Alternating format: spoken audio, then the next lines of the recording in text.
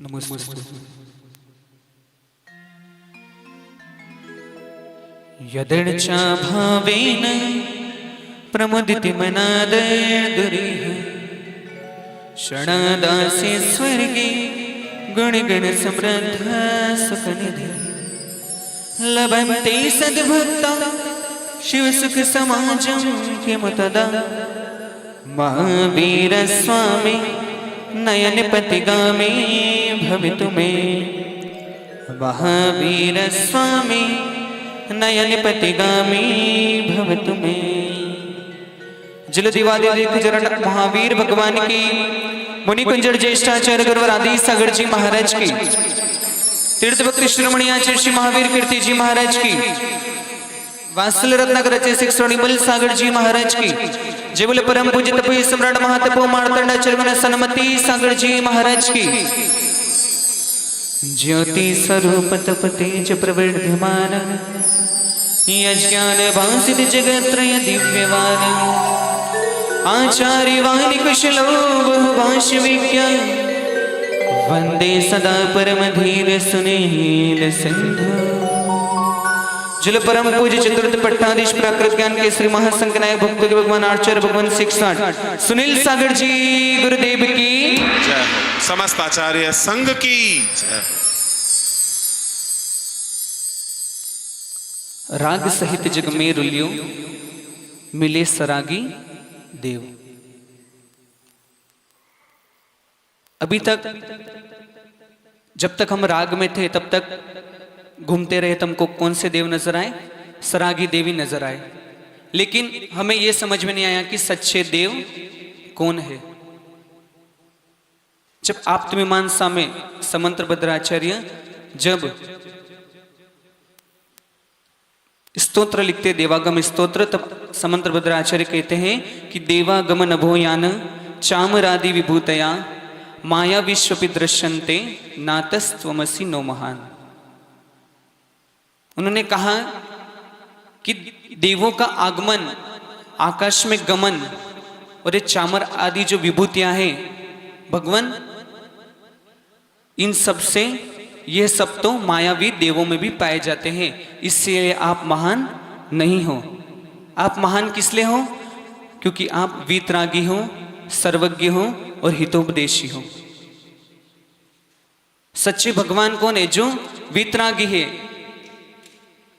सर्वज्ञ है और हितोपदेशी है। हम लोग परीक्षा कई जगह करते हैं, लेकिन सच्चे देव और सच्चे गुरु की परीक्षा कैसे की जाए? तब पूज्यपाद स्वामी ने आचार्य भक्ति में लिखा है, अचलान वपेत निद्रान स्थान युतान कष्ट दुष्ट लेश्या हीनान विधि नानाश्रित वासा नलिप्त देहान विनिजितेन्द्रिय करिणः। कि आचार्य परमेश्वरी कैसे होते हैं? अचलान मतलब कितने भी उपसर्ग परिचय आ जाए, लेकिन अपने ग्रहित संयम को कभी वह उससे चलायमान नहीं होते हैं। हम लोग छोटा सा नियम धारण कर लेते हैं, रात्रि भोजन त्याग किया तो हम लोग मान लो दोस्तों के साथ गए रात्रि में कि भाई बर्थडे पार्टी है, और फ्रेंड ने कहा कि अच्छा पिज्ज़ा रखा हुआ है, चीज़ है, मायोनीज से भरा हुआ है, ऊपर चिली फ्लेक्स भी लगे हुए, सारी चीज़, अच्छा पिज्ज़ा रखा हुआ है, भाई खा ले, सिर्फ 10 मिनट में तो खत्म हो जाएगा, 10 मिनट का ही दोष लगेगा। तो हम उस समय छोटी सी बात से चलायमान हो जाते हैं। लेकिन आचार्य परमेष्ठी कैसे होते हैं? जब आचार्य भगवान का विहार चल रहा था नीरा की ओर, तब कुछ गुंडों ने कहा कि ये नग्न साधु कौन जा रहे हैं। उन्होंने गाड़ी रोकी और वह गुंडागर्दी करने लगे कि इनको अभी कपड़े पहनाओ, हमारी बहू बेटियां यहां पर घूमती है, हमारी बहन बेटियां यहां पर घूमती है, इनको वस्त्र पहनाओ। तब साथ में कुछ जैन श्रावक थे, वो आपस में उनको समझाने लगे, फिर भी वो समझते नहीं गए, वो हाथापाई करने लगे, श्रावकों ने भी हाथापाई करने लगे। और इतने में क्या हुआ कि पुलिस वाले उधर से जा रहे थे, तो पुलिस वाले आ गए तो वो लोग चले गए। उस समय आचार्य भगवान क्या कर रहे थे? उनको समझा रहे थे। उस समय आचार्य भगवान सर्व सावध्य का त्याग कर कर पद्मासन लगाकर आंख बंद कर कर अपने पे उपसर आया ये समझकर शांत भाव से बैठ गए थे। है ना, कितना भी जीवन में उपसर्ग आए लेकिन उस समय वो शांत भाव से बैठ गए थे, तो वह होते हैं सच्चे आचार्य परमेष्ठी। फिर क्या कहा, व्यपेत निद्रान, जो अल्प निद्रा लेते हैं, है ना, कितनी अल्प निद्रा। कई बार आचार्य भगवान को हमने देखा है, मान लो रात्रि में 11 भी बजे अगर विश्राम से मान लो नींद खुल गई ना, तो वो वापिस वह फिर से सो जाते, अभी तक 11 बजे, ऐसा नहीं, उनके हाथ में माला रहेगी या फिर कोई ना कोई गाथा का चिंतन करेंगे। हम लोग क्या करते हैं, मान लो रात में नींद खुली, उठेंगे, किचन में जाएंगे, पानी पिएंगे, वापिस सो जाएंगे। लेकिन आचार्य परमेष्ठी क्या करते हैं, अगर नींद खुली भी तो जाप करते हैं, चलायमान नहीं होते, अल्प निद्रा लेते हैं। स्थान युतान मतलब खड़े खड़े कायोत्सर्ग करते हैं। एक बार जब प्रतापगढ़ की ओर विहार हो रहा था आचार्य भगवान का, तब अनेकों मधुमक्खियों ने उपसर्ग किया। मान लो 200 से भी ज्यादा मधुमक्खियां आचार्य परमेष्ठी को, सभी साधु को पूरे संघ पे उपसर्ग हुआ, हजारों मधुमक्खियां उड़ी और कई सारे डंक, 200 से ज्यादा डंक आचार्य भगवान को मधुमक्खियों के लगे।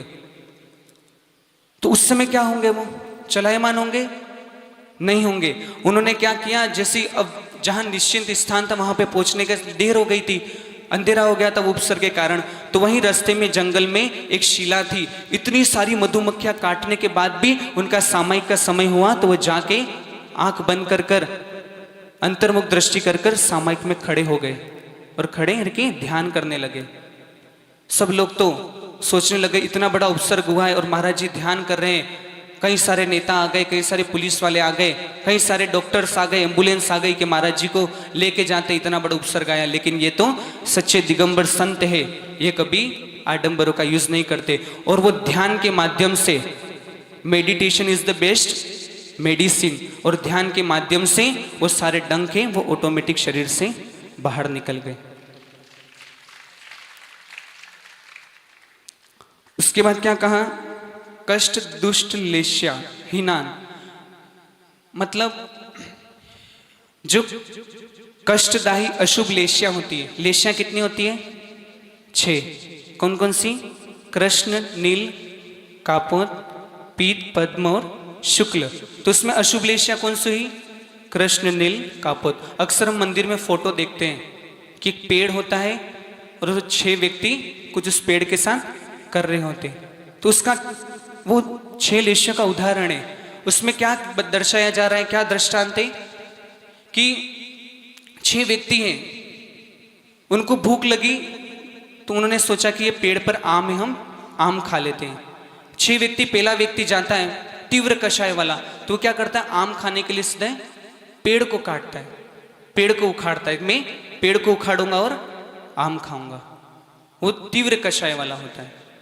फिर उससे मंद कष वाला कृष्ण, नील कषाय वाला, वो कैसा होता है, वो सोचता है कि पेड़ को उखाड़ने से क्या मतलब है, ये जो डाली लगी हुई है मोटी मोटी, इन डालियों को तोड़ के मैं आम खा लूंगा।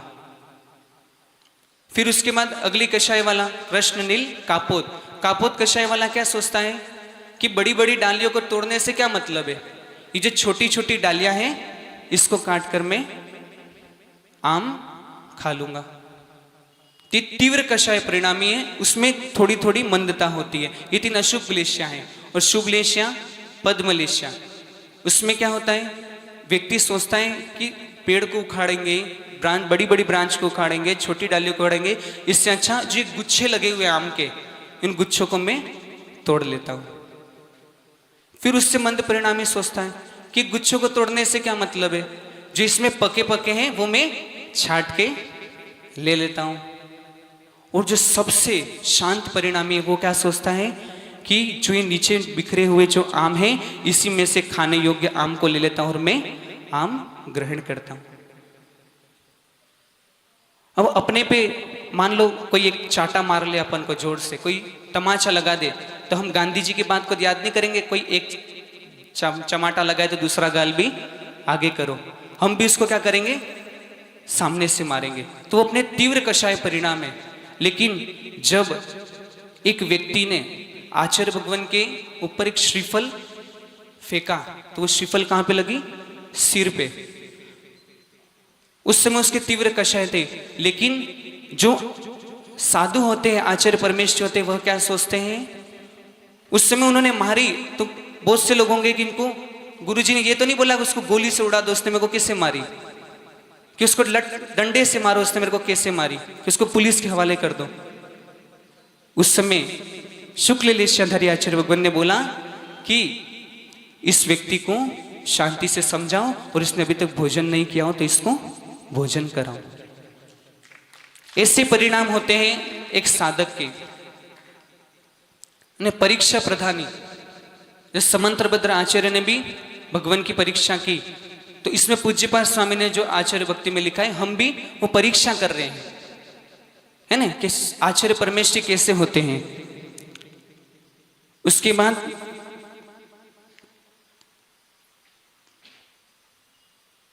जो केसर चंदन आदि लेप नहीं करते, है ना, केसर का चंदन का लेप, आचार्य भगवान बोलते हैं मेरे को 28 साल हो गए अभी तक मैं नहाया ही नहीं, है ना, जब से मुनि दीक्षा ली तब से नहाए नहीं। लेकिन जब भी हम गुरु जी के पास जाते हैं, उनके पास जाते हैं, तो उनके पास से अच्छी सी महक आती है और पॉजिटिव वाइब्स मिलती है ना, पॉजिटिव ऊर्जा मिलती है उनके पास में जाने से। जबकि 28 साल से वो नहाए नहीं है, लेकिन अपने आत्मा को उन्होंने इतना निर्मल कर दिया है कि उनके शरीर से अलग ही महक झलकती है।